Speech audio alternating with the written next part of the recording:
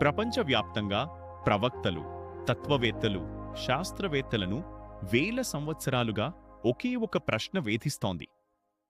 ఒకే రకమైన ఇద్దరు వ్యక్తులు ఒకే తీవ్రతతో ప్రార్థించినప్పుడు ఒకరి ప్రార్థన పర్వతాలను కదిలిస్తే మరొకరి ప్రార్థన శూన్యంలో ఎందుకు కలిసిపోతుంది? ఈరోజు మనం ఒక మాయాజాలం లాంటి సిద్ధాంతాన్ని కాకుండా బైబిల్ మూల భాషల లోతుల్లో దాగి ఉన్న వాస్తవికత, సృష్టి యంత్రాంగాన్ని డీకోడ్ చేయబోతున్నాం.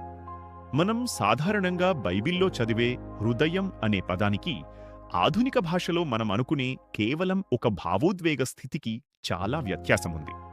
పాత నిబంధన మూలభాష అయిన హెబ్రీలో దీనికి ఉపయోగించిన పదం లేవ్. బైబిల్ అంతటా ఈ పదం 853 సార్లు వస్తుంది. ప్రాచీన హెబ్రీయుల ప్రకారం లేవ్ అంటే కేవలం భావాల నిలయం కాదు. అది బుద్ధి, సంకల్పం, గుర్తింపు మరియు చేతనకు దిగువన ఉండే అత్యంత లోతైన అంతరంగ పొర. మరో మాటలో చెప్పాలంటే నేటి నాడీ విజ్ఞానం పిలుస్తున్న అవచేతన మనస్సు. సామెతలు 4వ అధ్యాయం 23వ వచనంలో ఒక అద్భుతమైన హెచ్చరిక కనిపిస్తుంది.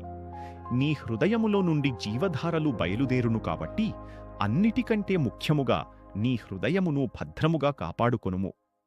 ఇక్కడ కాపాడుకొనుము అంటే హెబ్రీలో నాట్సర్ అని అర్థం. ఒక సైనిక కాపలాదారు శత్రువు రాకుండా కోట గేటును ఎంత జాగరూకతతో కనిపెట్టుకుని ఉంటాడో అంత ఖచ్చితత్వంతో మన అంతరంగాన్ని రక్షించుకోవాలి. కొత్త నిబంధన గ్రీకు చట్రంలోకి వెళితే ఈ మనస్సు 3 పొరలుగా విభజించబడింది. మొదటిది నూస్, హేతుబద్ధ మనస్సు. రెండవది కార్డియా, లోతైన అంతరంగ గుర్తింపు. మూడవది ఫ్రోనెమా, ఒక స్థిరపడిన మానసిక వైఖరి. రోమియులకు రాసిన పత్రికలో పౌలు మీ మనస్సు నూతనమగుట వలన రూపాంతరము పొందుడి అన్నప్పుడు ఆయన మెటమోర్ఫు అనే పదాన్ని వాడారు. ఇది మన అంతరంగ నిర్మాణంలో వచ్చే ఒక శాశ్వత రూపాంతర ప్రక్రియ. మరి ఈ రూపాంతరానికి బైబిల్ చెప్పే ప్రాథమిక ఇంధనమేమిటి? అది విశ్వాసం. గ్రీకులో దీనిని పిస్టిస్ అని, హెబ్రీలో యమునా అని పిలుస్తారు. హెబ్రీయులకు 11వ అధ్యాయం 1వ వచనం విశ్వాసానికి ఒక తిరుగులేని నిర్వచనం ఇస్తుంది. విశ్వాసమనున్నది నిరీక్షింపబడు వాటి యొక్క నిజస్వరూపము. ఇక్కడ నిజస్వరూపము అంటే హైపోస్టాసిస్. యేసుక్రీస్తు మార్కు సువార్తలో దీని ప్రాక్టికల్ యంత్రాంగాన్ని బయటపెట్టారు.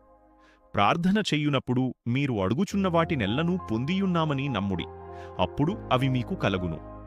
అంటే బాహ్య ప్రపంచంలో ఒక విషయం వ్యక్తమవటానికి ముందే మీ చేతనలో అది ఇప్పటికే జరిగిపోయిందని నిశ్చలమైన అంతర్గత స్థితిని కలిగి ఉండటమే పిస్టిస్.